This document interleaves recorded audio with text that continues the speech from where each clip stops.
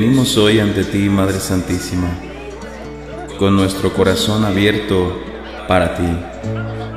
Queremos entregarte, a través de esta oración y de este canto, a nuestra familia, a nuestros hijos, a nuestros familiares, a nuestros enfermos, del espíritu y del alma. La Virgen. Aleluya. Avunde bishmai et kadashma, tite malkuta, titabet reuta. ¿Cómo? Que di bishmai kan baara, rayumana hablan shekum, yom biyom, ushibuk lan khawbain. Madre, no entiendo. In Spanish, please. Pero vamos a ver, mi niña, ahí es un noche vale. La Virgin Mary, Fecal 2018, representando, facendo playback de sí misma.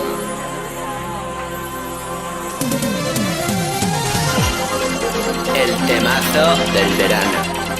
O sea, del invierno.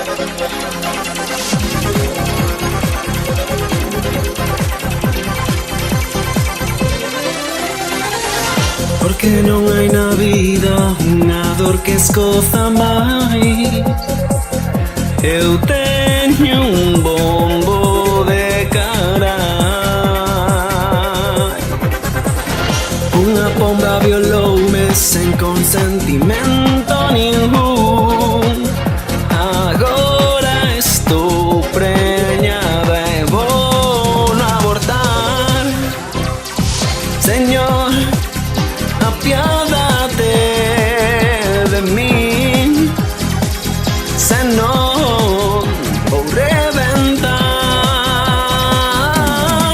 Abortarei dun xeito moi seguro, bueno, máis ou menos, pois esta é tan só miña decisión.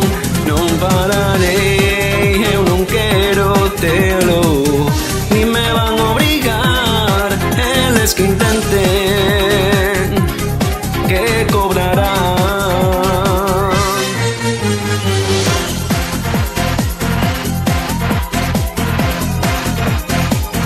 E agora vou vos falar do meu marido, o José, O fillo de puta. o José carpinteiro, xa dachelle todo igual. El lo que quere é mollar. Non me podo vestir como eu quero, tan só así. Eu xa non vou seguir, eu quero vivir. Señor, apiádate de él, porque ou non fostear. Desátame, son libres, son persona. Eu solo quero poder ter libertad. Voume vestir como eu xa queira. Esta é a ocasión, meu gosto credo, miña decisión. Pero desátame,